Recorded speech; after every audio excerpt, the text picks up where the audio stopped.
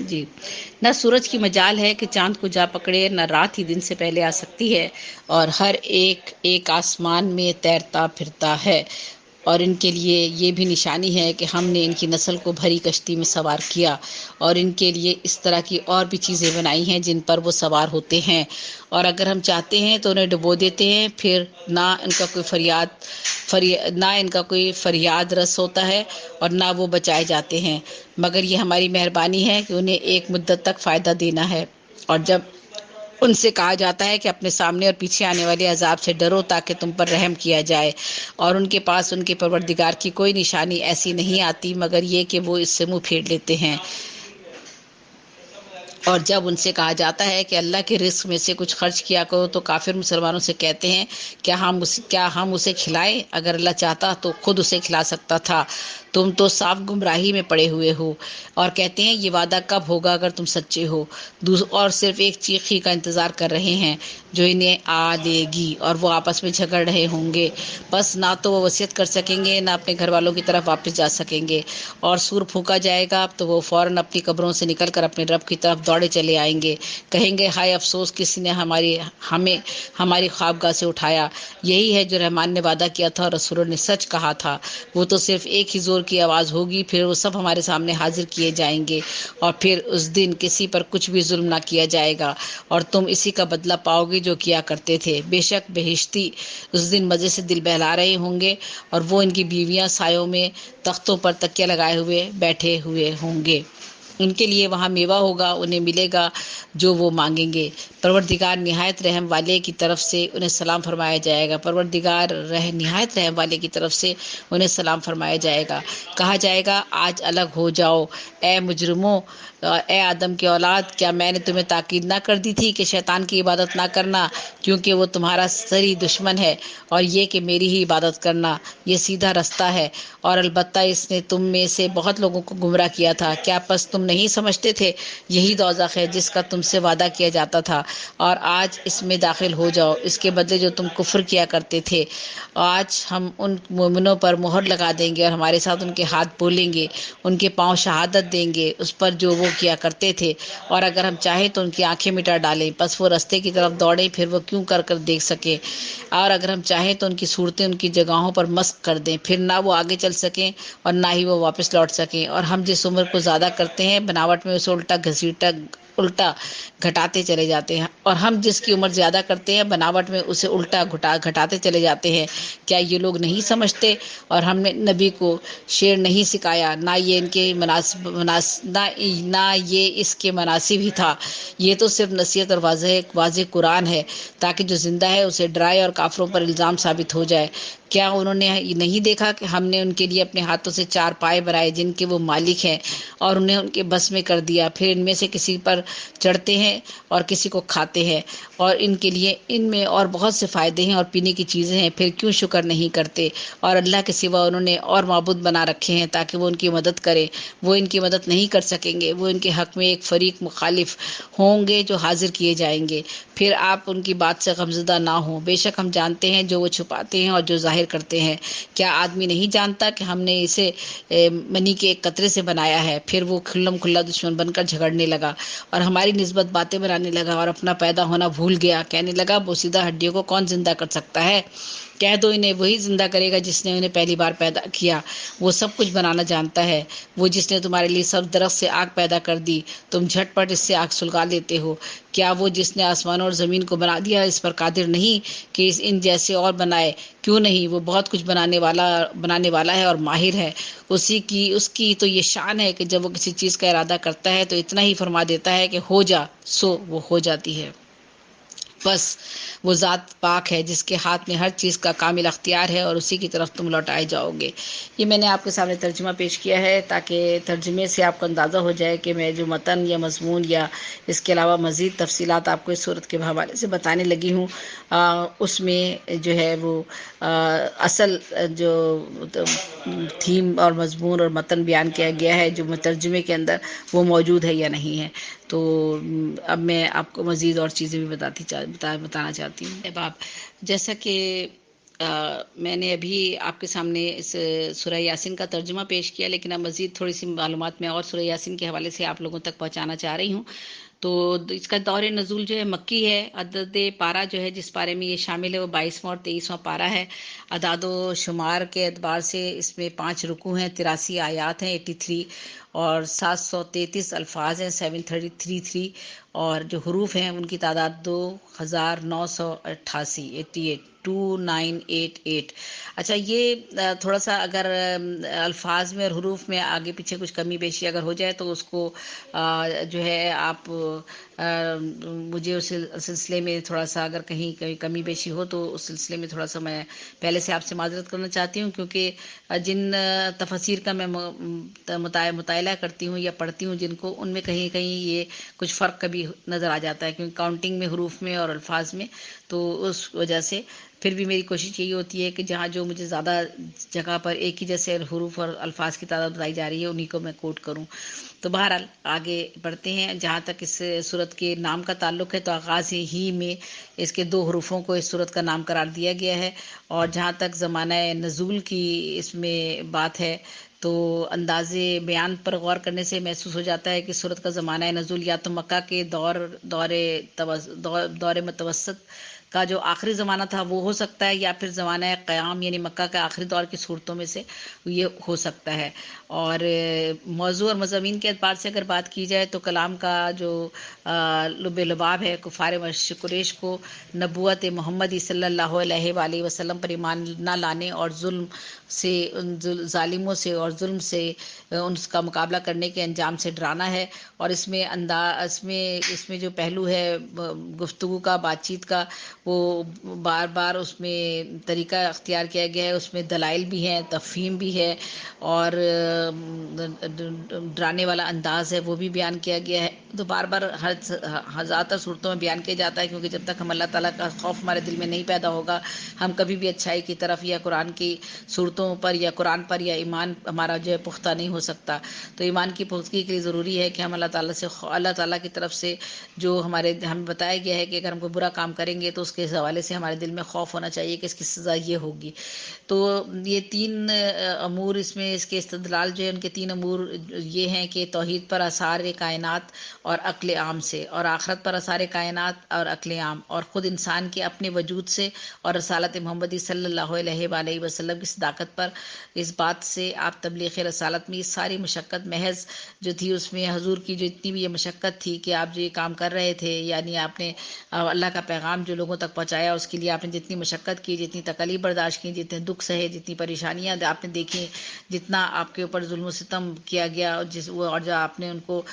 بڑی بڑی ہمت اور حوصلے کے ساتھ اس کو برداشت کیا، یہ سارا کا سارا جو تھا، اس میں کہیں کسی بھی جگہ جو تھا وہ حضور کے اپنے لیے ذاتی کوئی غرض نہیں تھی، بلکہ یہ اللہ کا ایک پیغام تھا جسے آپ نے اسے پہنچانے کے لیے آپ ہر مشکل سے، ہر تکلیف سے گزر گئے، اور بے غرض ہو کر آپ یہ سب کچھ برداشت کرتے رہے، اور ان باتوں کی طرف لوگوں کو آپ نے دعوت دی، ان باتوں کی طرف جو سراسر معقول گفتگو تھی، جس پر اللہ تعالیٰ نے جن احکامات پر عمل کرنے کی دعوت دی تھی، ان احکامات کو لوگوں تک پہنچانے کی آپ نے بھرپور کوشش کی، اور انہیں قبول کرنے میں لوگوں کا اپنا ہی بھلا تھا۔ اس میں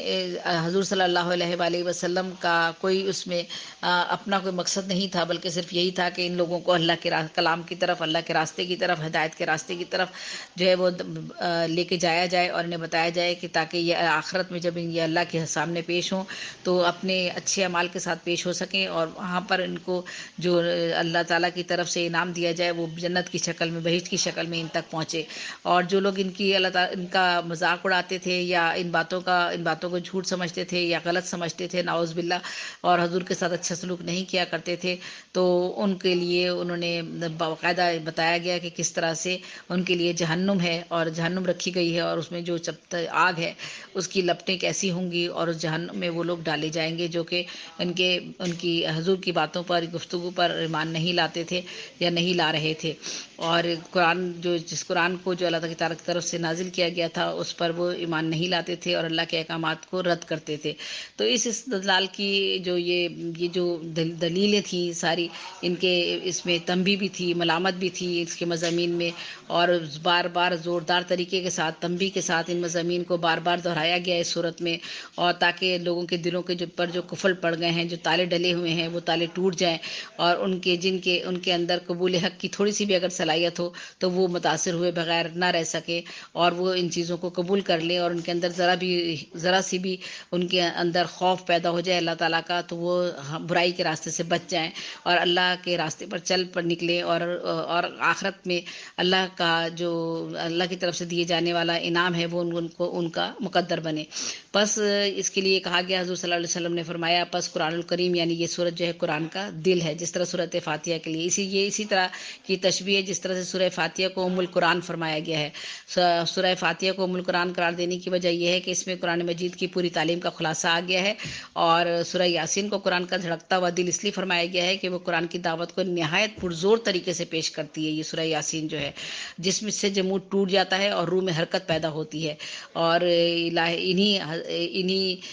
اسی کے بارے میں حضور صلی اللہ علیہ وسلم نے فرمایا کہ اپنے مرنے والوں پر سورہ یاسین پڑھا کرو۔ اس کی مصلحت یہ ہے کہ مرتے وقت مسلمان کے ذہن میں نہ صرف یہ کہ تمام اسلامی عقائد تازہ ہو جائیں، بلکہ خصوصیت کے ساتھ اس کے سامنے عالم آخرت کا پورا نقشہ بھی آ جائے، اور وہ جان لے کہ حیات دنیا کی منزل سے گزر کر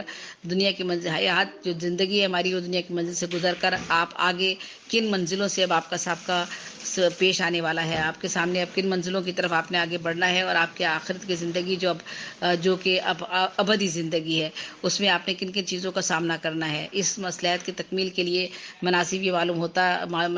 ہوتا ہے کہ غیر عربی دا آدمی کو سورہ یاسین سنانے کے ساتھ اس کا ترجمہ بھی سنا دیا جائے، تاکہ وہ اس صورت کا جو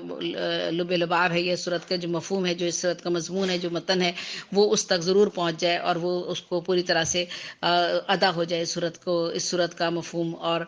وہ اس تک جو ہے وہ بات پوری تفصیل کے ساتھ جو ہے اس تک پہنچ جائے۔ تو یہاں میں نے آپ کو اسی حوالے سے یہ بتایا ہے، اور آپ کو میں نے یہ بھی بتا دیا کہ یہ 26ویں یہ مکی دور کا نزول جو ہے سورت کا مکی دور ہے، 22ویں 23ویں پارے میں شامل ہے، اس کی 83 آیات ہیں، اور اعداد و شمار بھی میں نے آپ کو بتا دیے کہ 733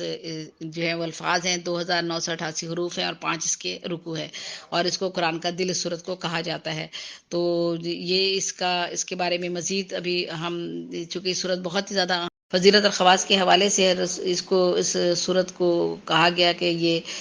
جو ہے قرآن کا دل ہے، حضور صلی اللہ علیہ وآلہ وسلم نے فرمایا، اور یہاں تک یہ بھی ہے کہ 10 مرتبہ جس نے اس سورہ یاسین کی تلاوت کی، گویا اس نے 10 مرتبہ قرآن ختم کیا۔ جس نے سورہ یاسین کو اللہ کی رضا کے لیے پڑھا، اللہ تعالیٰ اسے بخش دے گا، قرآن ختم کرے اور 12 قرآن ختم کرنے کے برابر اسے اجر دے گا۔ اس طرح سے یہ مختلف جگہوں پر اس کی خصوصیات اور فضائل کے بارے میں بیان کیا گیا ہے، مختلف حوالوں سے اس کا ذکر کیا گیا ہے، اور سورہ یاسین کی بہت زیادہ اہمیت بتائی گئی ہے۔ اگر کسی ایسے مریض پر پڑھے جو مرنے کے قریب ہو چکا ہو، تو اس صورت کے ہر حرف کے عوض 10 فرشتے اس کے پاس صف میں آئیں گے اور اس کے لیے استغفار کریں گے، اور قبض روح کے وقت وہیں پر رہیں گے، اور جس کے جنازے میں اور اس کی میت میں بھی وہ شریک ہوں گے، اور دفن کے وقت میں حاضر ہوں گے۔ اور ابو بصیر امام صادق سے روایت کرتے ہیں کہ جو بھی سونے سے پہلے یا غروب سے پہلے پڑھے تو غروب ہونے تک محفوظ رہے گا اور روزی زیادہ ہوگی، اور جو بھی رات میں سونے سے پہلے تلاوت کرے تو اللہ کی درگاہ سے نکالا ہوا شیطان اور دیگر آفات سے اس کی حفاظت کی جائے گی۔ اور امام جابر جعفی امام باقر سے نقل کرتے ہیں کہ جو بھی سورہ یاسین کی عمر میں ایک بار پڑھے گا، اللہ تعالیٰ اس سے دنیا میں جو بھی ایک بار پڑھے گا تو اللہ تعالیٰ اس دنیا میں اور اس دنیا کی مخلوقات میں نیز جو کچھ آسمانوں پر ہیں اس کے ہر عدد کے مقابلے میں 2000 حسنہ اور اس کے نامہ اعمال میں درج کیے جائیں گے، اور اس میں اسی مقدار میں گناہ بھی معاف کرے گا۔ نیز تنگ دستی، نقصان، قرضہ اور خانہ خرابی سے دو چار نہیں ہوگا، بدبختی اور پاگل پن نہیں دیکھے گا، جزام اور دوسری بیماریوں میں مبتلا نہیں ہوگا، اللہ تعالیٰ اسے موت کی سختی اور مشکلات آسان کرے گا، اللہ تعالیٰ خود ہی اس کی روح قبض کرے گا، اور اس کا شمار ان لوگوں میں ہوگا جس کی زندگی کی سہولیات خود اللہ نے اپنے ذمے لے رکھی ہیں، اور موت کے وقت اس کی خوشحالی کی ضمانت دی ہے، اور آخرت میں بھی اس کی خوشحالی کی تضمین کی ہے، یعنی زمین اور آسمان کے فرشتوں سے کہتا ہے کہ میں اس بندے سے راضی ہوں، پس اس کے لیے مغفرت طلب کرو۔ پیغمبر اکرم صلی اللہ علیہ وآلہ وسلم سے ایک روایت ہے کہ سورہ یاسین کی خصوصیات کچھ یوں نقل ہوئی ہیں کہ اگر کوئی بھوکا ہو تو سیر ہوگا، پیاسا ہو تو سیراب ہوگا، اور حوریاں ہو تو لباس ملے گا، غیر شادی شدہ ہو تو شادی ہوگی، خوفزدہ ہو تو امن ملے گا، مریض ہو تو صحت ملے گی، مسافر ہو تو سفر میں مدد ہوگی، کسی میت کے پاس پڑھا جائے تو اس پر آسانی ہوگی، کوئی چیز گم ہو گئی ہو تو وہ مل جائے گی۔ امام صادق سے روایت ہے کہ اگر دل اور ذہن کو قوی اور مضبوط کرنا چاہتے ہو تو 9 شعبان کو سورہ یاسین کو گلاب اور زعفران سے لکھ کر پی لیں۔ اور اسی طرح سے آگے آیا ہے کہ سورہ حمد کے بعد سورہ رحمان اور دوسری رکعت میں سورہ یاسین پڑھیں تو بہت ہی اچھے۔ نماز کے اندر اگر آپ بہتر ہے کہ نماز زیارت میں بہتر ہے کہ پہلی رکعت میں سورہ حمد کے بعد سورہ رحمان اور دوسری رکعت میں سورہ یاسین پڑھیں تو بہت ہی اچھے نتائج جو ہیں آپ کو میسر آئیں گے۔ بہت سے سورہ اس کے یا سورہ یاسین کے حوالے سے یہ بھی ہے، مذہبی رسومات بھی ہیں، اور کچھ جیسا کہ کہا گیا ہے کہ اس کی اتنی زیادہ اہمیت ہے کہ انہیں مخصوص اوقات میں خاص طور پر پڑھا جاتا ہے۔ بعض رسومات کے موقع پر بھی، جیسے روح قبض ہونے کے وقت اگر آپ اسے پڑھیں تو آسانی ہو جاتی ہے، عقد ہو رہا ہے یعنی شادی کے وقت اگر خطبہ پڑھتے وقت اس کی تلاوت کی جائے تو وہ شادی جو ہے بہت بابرکت ہوتی ہے۔ اور اسی طرح سے اس میں جو ہے اور مختلف موقعوں پر بھی جو ہے اس میں اس کی اہمیت کو بیان کیا گیا ہے۔ اور جہاں تک اس کے متن اور ترجمے کا تعلق ہے وہ میں آپ کو اس سے پہلے بتا چکی ہوں، لیکن ایک مرتبہ پھر میں تھوڑا سا اور آپ لوگوں تک کچھ تھوڑا بہت بتانا چاہتی ہوں تاکہ آپ کو اس حوالے سے مزید وضاحت ہو سکے کہ سورہ یاسین جو ہے وہ اس کی کتنی زیادہ اہمیت ہے، اور یہ کہ سورہ یاسین میں بار بار اس بات کی کیوں تاکید کی گئی ہے کہ سورہ یاسین جو ہے وہ ہمیں جو ہے وہ پڑھنی چاہیے۔ تو کوشش کرتی ہوں کہ کچھ تھوڑا سا مزید آپ کو بتا سکوں۔ ہاں، جہاں تک اس کے مضامین کی ہی بات کر رہی ہوں یا متن کی بات کر رہی ہوں تو اس صورت میں اصول دین میں سے توحید، نبوت اور معاد کی طرف اشارہ ہے۔ ابتدائی آیات نبوت اور اس کا فلسفہ اور لوگوں کا پیغمبروں کی دعوت پر عکس العمل کو بیان کیا گیا ہے۔ اس کے بعد توحید کے بارے میں بعض آیات آئی ہیں جن میں اللہ کی وحدانیت کی بعض نشانیاں بیان کی گئی ہیں۔ اس کے بعد معاد اور قیامت میں سزا پانے اور نیز پرہیزگاروں کو مجرموں سے الگ کرنے کے لیے مردوں کا زندہ ہونے کو بیان کیا گیا ہے، اور کہا گیا ہے کہ اس دن انسان کے اعضاء اور اس کے تمام جواہر بولنے لگیں گے۔ اور سورت کے آخر میں تینوں اصول کا خلاصہ بیان کیا گیا ہے اور اس پر استدلال کیا گیا ہے۔ تو جہاں تک سورہ یاسین کا تعلق ہے تو یہ اس کافروں کے سزا کے بارے میں پیغمبر کی حقانیت بیان کی گئی ہے، تذکیر کی حقانیت بیان کی گئی ہے۔ گفتار کے پہلی جو 11 سے 1 سے لے کے 12 تک کی جو آیات ہیں اس میں پیغمبر کے نے تنبیہ ہے کافروں پر اور ان کے غلط رویوں پر تنبیہ کی گئی ہے۔ پیغمبروں کے خبردار کرنے پر توجہ نہ کرنے پر ان کا انجام بتایا گیا ہے۔ پیغمبر کی تعلیمات سے پیغمبروں کے خبردار کرنے پر اور توجہ نہ کرنے پر جو لوگ ان سے انحراف کریں گے ان لوگوں کا انجام بتایا گیا ہے۔ اس کے بعد پیغمبر کی تعلیمات سے کافروں کا انحراف جو لوگ کریں گے ان کے بارے میں بتایا گیا ہے۔ پھر معاد کے بارے میں پیغمبر کی تذکیر کی حقانیت کی دلیلیں دی گئی ہیں، اور مزید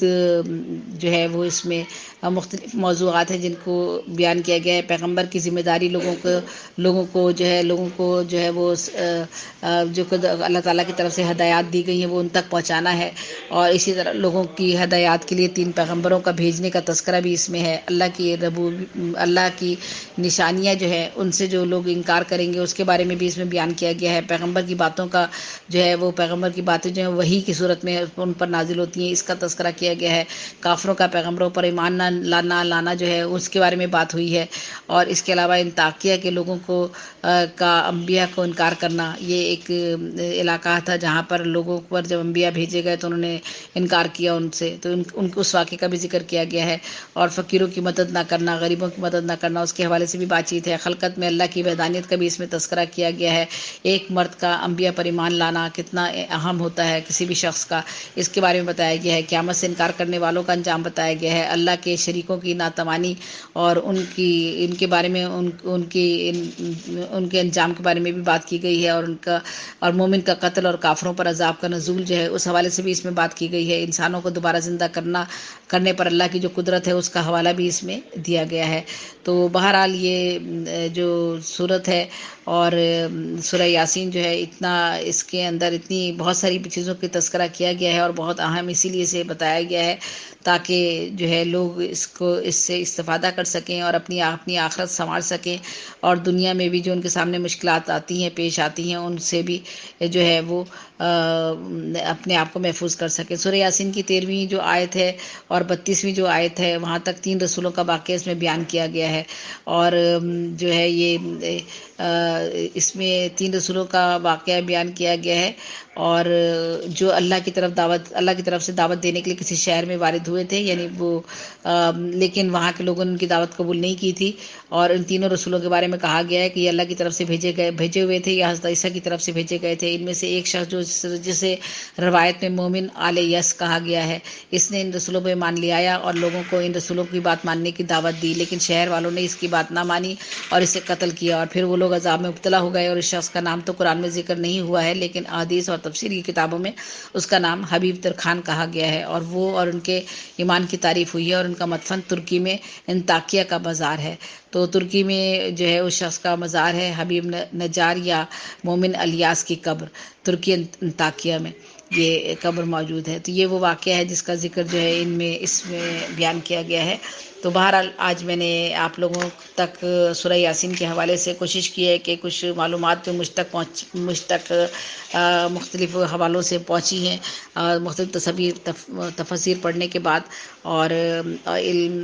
کچھ کتابوں سے حوالے دیکھنے کے بعد مجھ تک پہنچی ہیں، اور ان کو میں آپ تک پہنچا سکوں، اور کوشش کروں کہ جن چیزوں پر ہم عمل کر سکتے ہیں ان پر عمل کرنے کی کوشش خود بھی کریں اور دوسروں کو بھی کرنے کی جو ہے وہ تلقین ہو سکے۔